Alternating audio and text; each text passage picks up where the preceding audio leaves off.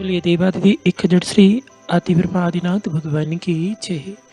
देवादिदेव एक जट मूलनायक श्री शांतिनाथ भगवान की जय। परम चतुर्विंश तीर्थंकर भगवान की जय। परम पूज आचार्य भगवान श्री मानतंग स्वामी जी महामुनि राज्य की जय। परम पूज आचार्य भगवान गुरु शिवराज सदर जी महाराज की जय। तो हम यहाँ पर समझ रहे हैं आचार्य भगवान मानतंग स्वामी कृत भक्तंबर स्तोत महा स्तोत्र के माध्यम से आदिनाथ भगवान की आराधना, जिससे समस्त आदि व्याधि परेशानियां दूर होती हैं, सुखों का मार्ग प्रशस्त होता है। ऐसे भक्तंबर स्तोत्र महाकाव्य को हम यहाँ पर उसकी महिमा को समझ रहे हैं। आज उसी क्रम में चौथा काव्य को देखेंगे। वक्तुम गुणान् गुणी समुद्र शशांके कांतान् कस्ति च महर्षि गुरु प्रतिमापि बुद्ध्या कल्पान्ति काले पवनो तत्नकृचक्रम् को वा तरेतु मलिमम्बुनिधिं भुजाभ्याम्। जल जंतु भय मोचक इस काव्य की आराधना करने से जल सम में जो जंतु आदि के जो भय हैं, उन भयों का निवारण होता है। तो यहाँ पर आचार्य भगवान कह रहे कि गुण समुद्र अर्थात ही गुणों के सागर, भगवान को गुणों के सागर की उपमा यहाँ पर दी गई है, क्योंकि सागर में कितनी बूंद होती हैं उसकी गणना नहीं की जा सकती है। इसी प्रकार भगवान के अंदर, भगवान के पास अनंत गुण हैं, उन गुणों की गणना नहीं की जा सकती है। ते आपके शशांक कांतान, चंद्रमा की कांति के समान उज्जवल गुणों को, अर्थात चंद्रमा की कांति के समान उनके गुणों को कहा गया है कि जिस प्रकार चंद्रमा की कांति जीवों के लिए शीतलता प्रदान करती है, ऐसे भगवान के गुणों की जो आराधना करता है, गुणों का गान करता है, उसके जीवन में शांति शीतलता आती है। वक्त ऐसे आचार्य भगवान के गुणों को कहने के लिए बुद्धि से सुर गुरु प्रतिम बृहस्पति के समान, जो इंद्र का गुरु बृहस्पति होता है, उस बृहस्पति के समान अभी भी कहा कौन पुरुष क्षमा समर्थ अस्ति है। अर्थात जब इंद्रों का गुरु वह भी भगवान के उन गुणों के महिमा को गाने में समर्थ नहीं है, तो ऐसा कौन पुरुष है कि भगवान के उन अनंत गुणों को गा सके, समर्थ हो। अस्ति नहीं है।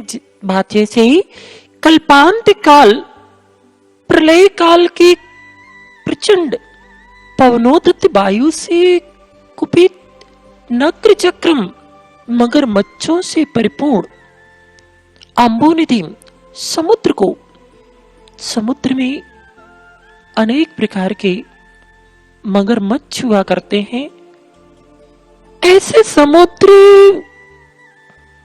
को सुखाने वाली, समुद्र के जल को सुखाने वाली प्रलय काल ऐसे प्रलय काल प्रचंड वायु से कुपित हुए मगरमच्छ जो भयभीत थे, ऐसे पर मगरमच्छों से परिपूर्ण अम्बुनिधिम समुद्र को भुजायम भुजाओं से तरी तुम तैरने के लिए अर्थात पार करने के लिए कहा कौन अलम समर्थ अस्ति है, अर्थात कोई भी नहीं है। इस प्रकार समुद्र में मगरमच्छ भरे हुए हैं और प्रलय काल की वायु चल रही है ऊपर से।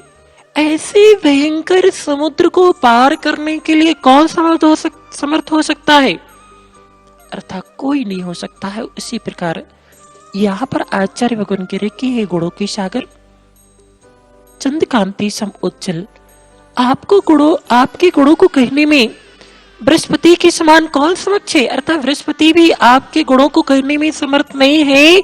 तुम में बहुत तुच्छ बुद्धि का धारक हूं। कैसे वैसे ही प्रलय काल में उद्धत पवन के साथ मगरमच्छ समूह से युक्त, अर्थात आपके उन गुणों को कहने में मैं समर्थ कैसे हो सकता हूं, जिस प्रकार से उस समुद्र को, एक सामान्यता समुद्र को पार नहीं कर सकते हैं और ऊपर से उसमें मगरमच्छ भरे हुए हैं, तो उस समुद्र से पार करना और कठिन हो जाता है। और ऊपर से प्रलय काल जैसी वायु चल रही है, तो वैसे में समुद्र से पार करना महान कठिन कार्य है। उसी प्रकार से यहाँ पर आचार्य भगवान कह रहे कि हे भगवान, आपके गुणों का वर्णन करना हमारी सामर्थ्य, अल्पजनों की सामर्थ्य नहीं है। इस रिद्धि मंत्र, इसमें रिद्धि मंत्र आदि भी दिए गए हैं, इसकी आराधना भी करना चाहिए।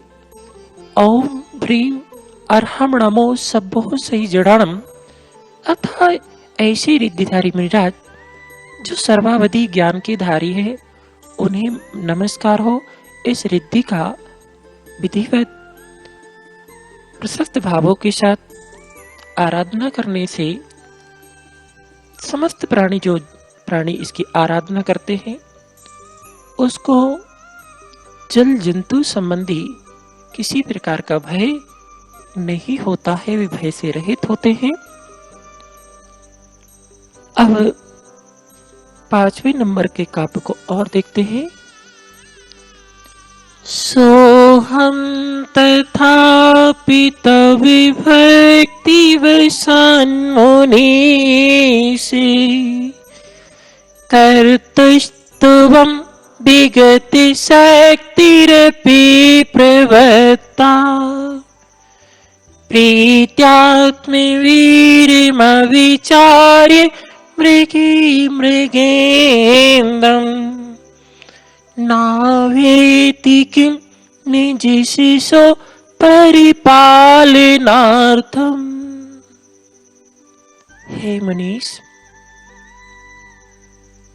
मनीश्वर, मुनियों के ईश्वर, तथापि तो भी विगत शक्ति अपि, सामर्थ्यहीन होते हुए भी आचार्य भगवान महांतु स्वामी पिछले काव्य में अपनी अल्पज्ञता व्यक्त कर रहे थे।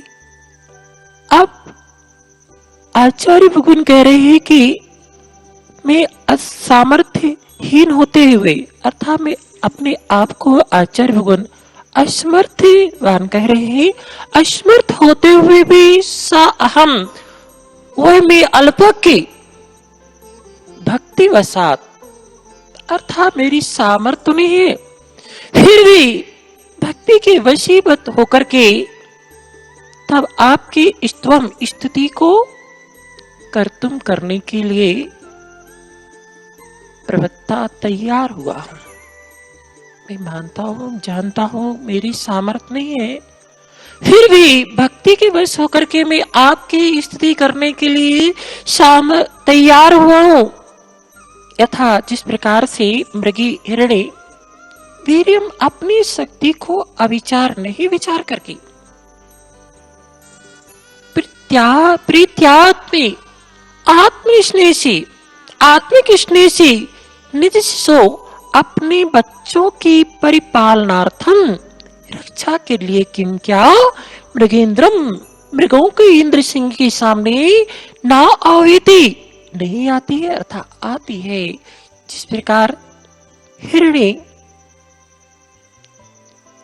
अपनी शक्ति को भूल जाती है उस समय, किस समय, जब उसके नन्हे बालक के ऊपर कोई विपत्ति आती है और उसको दिख रहा है कि सामने विशाल शक्ति का वनराज सिंह खड़ा हुआ है, इससे हम मुकाबला नहीं कर सकते हैं, फिर भी अपने बालक के स्नेह के कारण, उसकी रक्षा के हेतु वह सिंह से जो है मुकाबला करने के लिए तैयार हो जाती है। उसी प्रकार हे मुनीश, जिस प्रकार कमजोर रहने पुत्र के स्नेह के कारण अपने शिशु को बचाने के लिए शक्ति का ख्याल न करते हुए शेर से लड़ती है, उसी प्रकार मैं भी शक्ति रहित होते हुए भी आपकी स्थिति में प्रवृत्त हो रहा हूँ आचार्य भगवान। उसे मृगी का उदाहरण पेश करते हुए मृगी के माध्यम से अपनी अल्पज्ञ शक्ति को जो है, अपनी अल्पज्ञता को जो है प्रकट कर रहे हैं और भक्ति का जो है इसमें अपना भक्ति को प्रदर्शित कर रहे हैं कि मैं आपके गुणों की आराधना करने में समर्थ नहीं हूँ, फिर भी भक्ति के वशीभूत होकर के मैं आपकी भक्ति करने में प्रस्तुत करने के लिए प्रवृत्त हो रहा हूँ, अतः प्रस्तुत हो रहा हूँ। इसका रिद्धि मंत्र भी है ओम ह्रीम अर्हमणमो अनंतो ही चिड़ाणम, अर्थात ऐसे रिद्धिधारी महाराज जिनकी मर्यादा अनंत है, उन्हें मेरा प्रणाम हो। इस काव्य का विधिवत विशुद्धि के साथ आराधना जो करता है, निकांक्षित भाव से जो भव्य प्राणी इसको पढ़ता है, इस रिद्धि मंत्र की आराधना करते हैं, उसके नेत्र रोग संबंधी पीड़ा का शमन होता है। तो नेत्र रोग पीड़ा शमन हेतु इस रिद्धि मंत्र की आराधना करें और अपने उस पीड़ा को शमन करें। बोलिए देवादिदेव एक जड़ श्री आदि ब्रह्मा आदिनाथ भगवान की, देवादि परम पूज्य आचार्य भगवान श्री मानतुंग स्वामी जी महामुनिराज जी की जय। जय जैन बंधुओं, बहुचर्चित कार्यक्रम संस्कार समाधान में आप सभी का स्वागत है। आज फिर हम परम पूज्य मुनि श्री 108 संस्कार सागर जी महाराज के पावन मुखारबिंद से समसामयिक विकल्पों का संस्कार समाधान प्राप्त करेंगे। इसी भावना के साथ सुप्रिया जैन मड़ौरा से अपनी जिज्ञासा रख रही हैं। परम पूज्य मुनि श्री के चरणों में बारंबार नमोस्तु नमोस्तु नमोस्तु। हे गुरुवर, हमारी जिज्ञासा यह है कि हम कितना भी अच्छा काम क्यों ना कर लें, पर हमें उसका यश प्राप्त क्यों नहीं होता है? क्या यह हमारे अशुभ कर्म का उदय है? उसके लिए हमें क्या करना चाहिए? कृपया हमारी जिज्ञासा का समाधान करने की अनुकंपा करें। नमोस्तु गुरुदेव, नमोस्तु गुरुदेव, नमोस्तु गुरुदेव। आपकी जिज्ञासा है अच्छा करने के बाद भी यश क्यों नहीं प्राप्त होता है।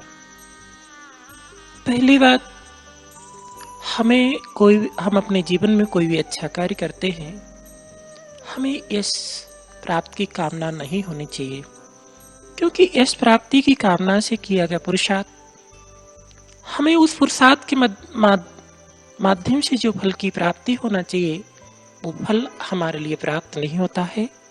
और दूसरा, आप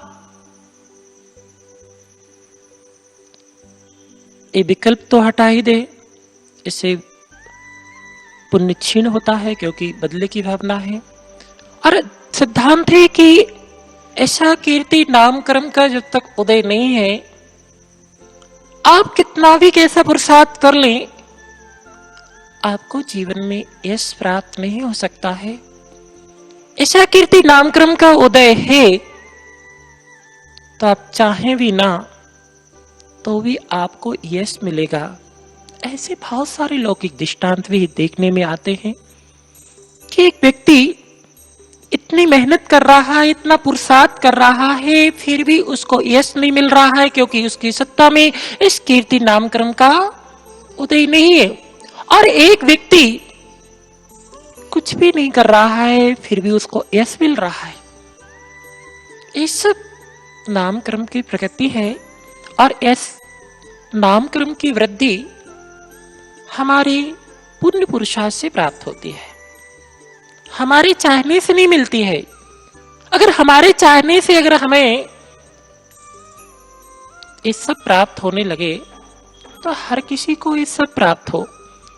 इसलिए आप अपने परिणामों को निर्मल बना करके बदले की कुछ चाह की भावना को समाप्त करके और जो है निकांक्षित भाव से सरल परिणामों के साथ अच्छे कार्यों को करें। इसकी चाह लेकर के नहीं करें, इसकी चाह लेकर के करते हैं तो आपका पुण्य क्षीण होता है। आपको जो उस पुरुषार्थ के माध्यम से लाभ होना चाहिए वो लाभ नहीं होता है। तो निकांक्षित भावों से करें प्रसाद और आपका यश पुण्य बढ़ेगा, इस कीर्ति नामक्रम का उदय आएगा तो आपको यश प्राप्त होगा। अगली जिज्ञासा अहिंसा जैन सागर से रख रही हैं। परम पूज्य मुनि श्री के चरणों में वारंबार नमोस्तु निवेदित करते हुए अपना समसामयिक विकल्प रख रही हैं कि हे गुरुदेव, हम अपने बच्चों के ज्ञान की वृद्धि के लिए क्या कर सकते हैं? कृपया हमारे समसामयिक विकल्प का संस्कार समाधान करने की अनुकंपा करें। नमोस्तु गुरुदेव, नमोस्तु गुरुदेव, नमोस्तु गुरुदेव। ज्ञान की वृद्धि बच्चों के लिए, ज्ञान की वृद्धि के लिए ज्ञान, पहली बात तो इस बात को अपने दिमाग में अच्छे से बैठा लें कि ज्ञान पुस्तकों को रटने से नहीं मिलता है, शिक्षकों के पढ़ाने से भी नहीं मिलता है। फिर कहो क्यों पढ़ाते हैं, क्यों पढ़ते हैं? ज्ञान क्षेपसम जैसा क्षेपसम होता है, क्षेपसम के अनुसार उसको ज्ञान में वृद्धि होती है। और क्षेपसम समीचीन पुरुषार्थ करने से, अर्थात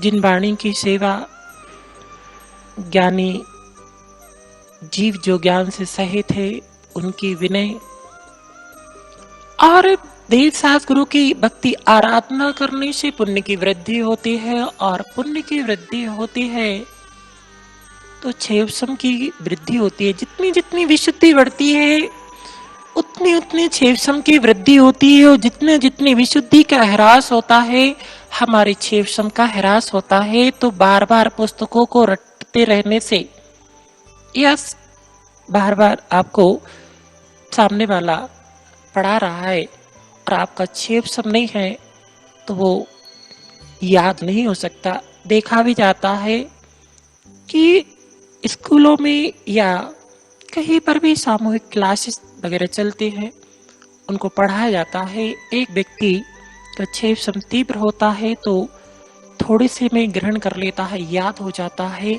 और एक का क्षेपसम नहीं होता है, कम होता है तो वो थोड़ी देर से कर पाता है। एक का क्षेपसम नहीं होता है तो बिल्कुल भी उसको याद नहीं होता है। इसलिए अगर ज्ञान की वृद्धि करना है तो परिणामों में विशुद्धता, अर्थात परिणामों की विशुद्धि का होना अनिवार्य है। और परिणामों की विशुद्धि समीचीन आलम्बन, समीचीन पुरुषार्थ करने से होती है।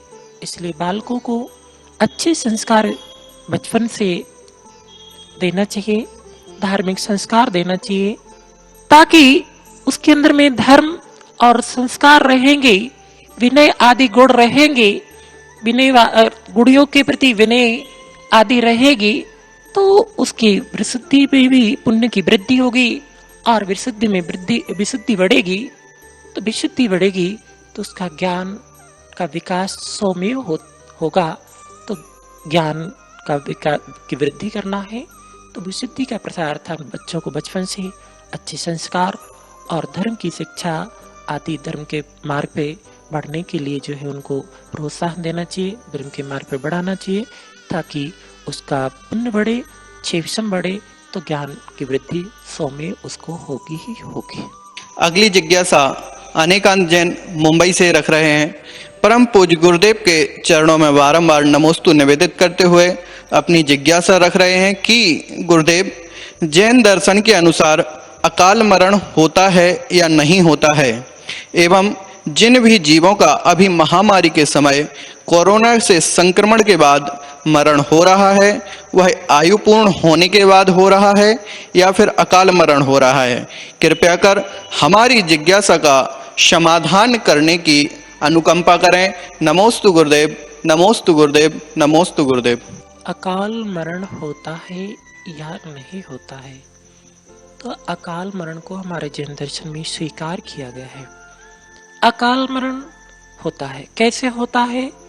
तो पाप कर्म के उदय से आयु के निषेकों का जो 100 वर्ष की आयु थी या 80 वर्ष की आयु थी या और भी 90 और भी जितनी वर्ष की आयु थी, जो आयु के निषेक थे वो अपने समय पर खिरने वाले थे, समय की अवधि को पूर्ण करके आयु के निषेक खिरने वाले थे।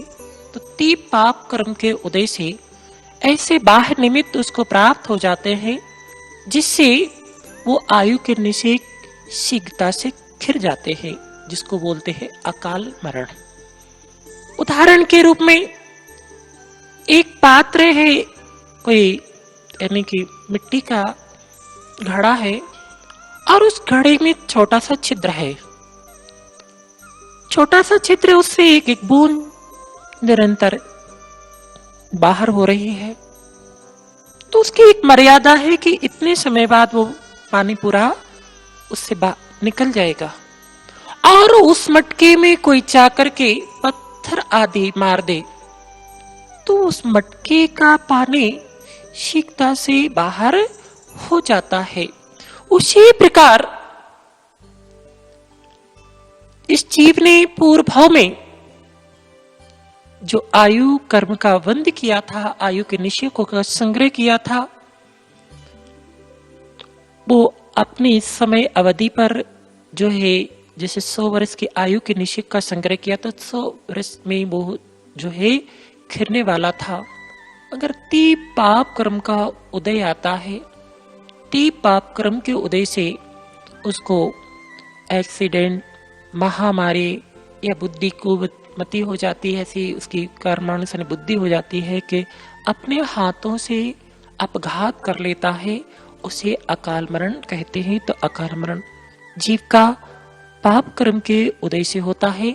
अब ये निश्चिंत हमने कह सकते, जैसे कि अभी आपने कहा है कि महामारी का दौर चल रहा है, इसमें बहुत सारे लोगों की मृत्यु हो रही है, तो ये हम क्लियर नहीं कह सकते हैं कि वो हो सकता है केवल ज्ञान का विषय है, वो पाप कर्म के उदय से तीव्र रोग आदि व्याधि आदि के कारण भी अकाल मरण होता है। मगर हम छद्मस्त हैं, हमारे ज्ञान का विषय नहीं है कि अकाल मरण है या सकाल मरण है। हो सकता इस निमित्त से भी उसकी आयु समाप्त होनी हो। राजा सैनिक का उदाहरण देते हैं।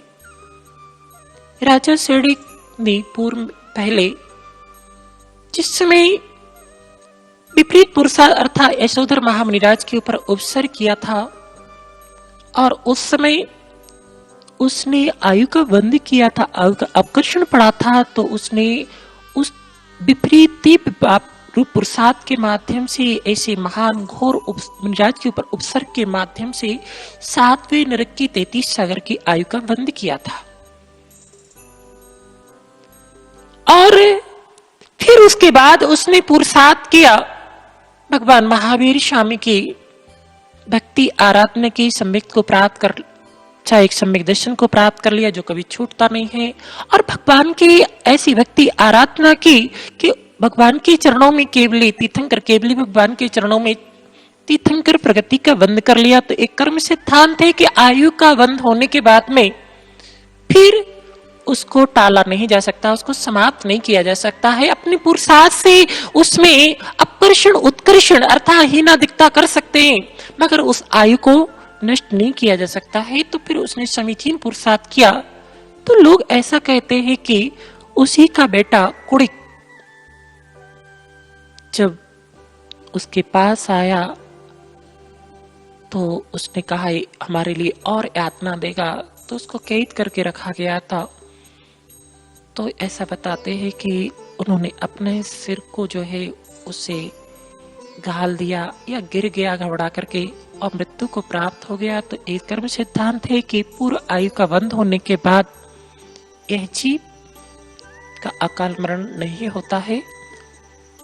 तो वर्तमान में महामारी के माध्यम से जो लोगों की देखने में आ रहा, आज समय में युवा अवस्था में या बाल अवस्था में या अभी शरीर व्यवस्थित तरीके से है और फिर भी ये मरण हो रहा है, तो हो सकता है कि इतना ही उनका इस निमित्त से आयु का समाप्त होना हो या अकाल मरण भी हो सकता है। केवली भगवान का विषय है, तो अकाल मरण को हमारे जिनागम में स्वीकार किया गया है, अर्थात वह तीप पाप कर्म के उदय से आज समय में आयु पूर्ण हो जाना, आयु के निषेकों को गिरा देना अकाल मरण कहलाता है। तो उसको भी मान सकते हैं, मगर निर्णय हम नहीं कर सकते हैं। ओम।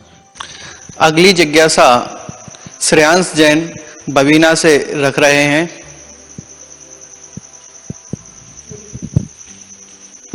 परम पूज मुनिवर के चरणों में प्रकार नमोस्तु।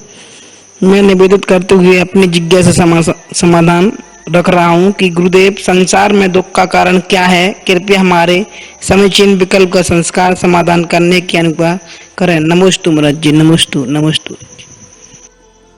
संसार में दुख का कारण क्या है? पहला, पूर्व में संचित किए हुए जो कर्म पाप रूप पुरुषार्थ के माध्यम से जो कर्म विपाक का संचय किया है, वर्तमान में उदय में आना, ये पूर्व संचित किए हुए पाप कर्म के उदय से भी दुख प्राप्त होता है। और वर्तमान में हमारे मानसिक संतुलन की गड़बड़ी के कारण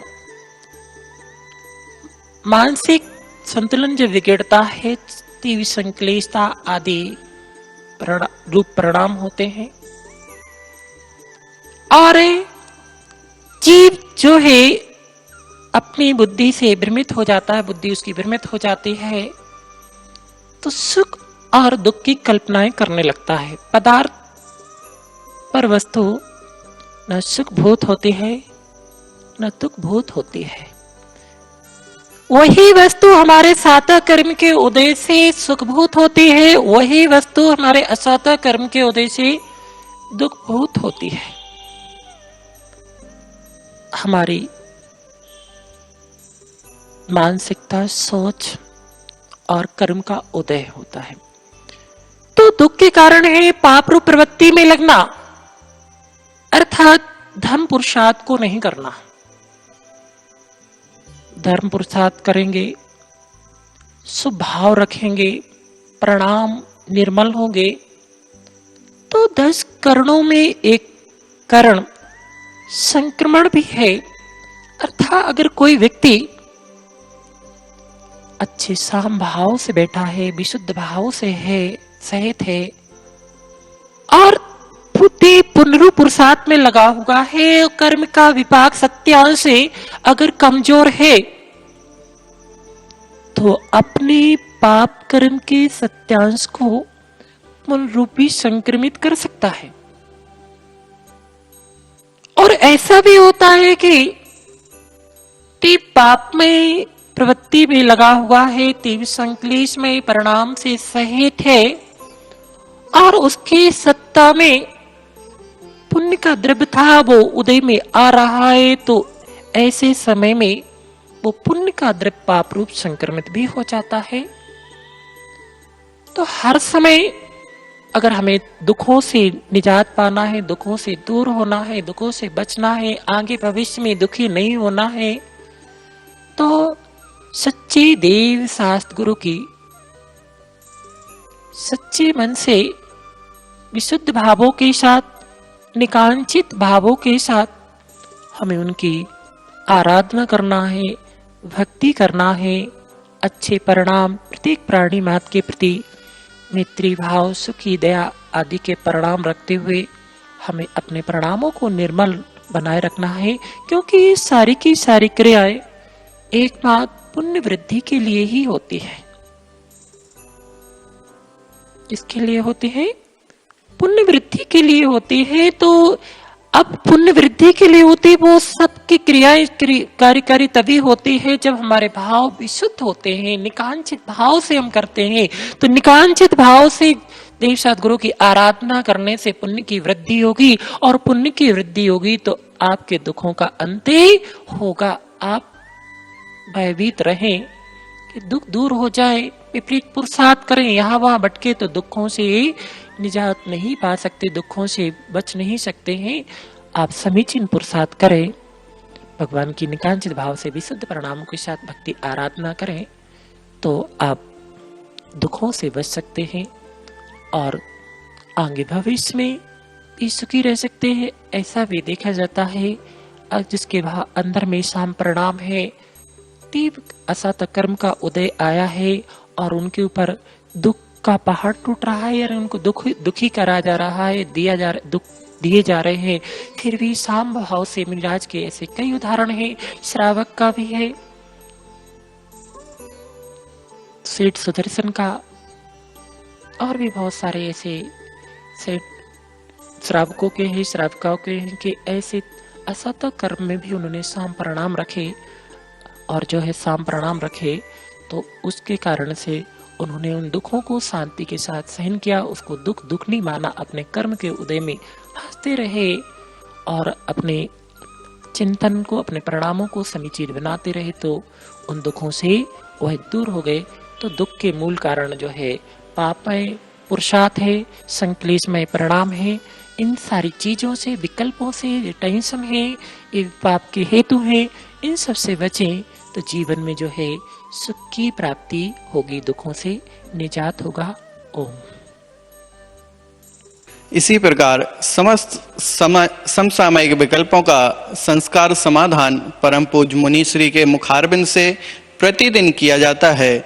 आप भी अपने समसामयिक विकल्पों को हमारे व्हाट्सएप नंबर 8269837909 पर भेज सकते हैं, एवं हमारे फेसबुक एवं इंस्टाग्राम पेज को फॉलो करके भी अपने समसामयिक विकल्प भेज सकते हैं। फेसबुक एवं इंस्टाग्राम पेज है मुनि_संस्कार_वाणी।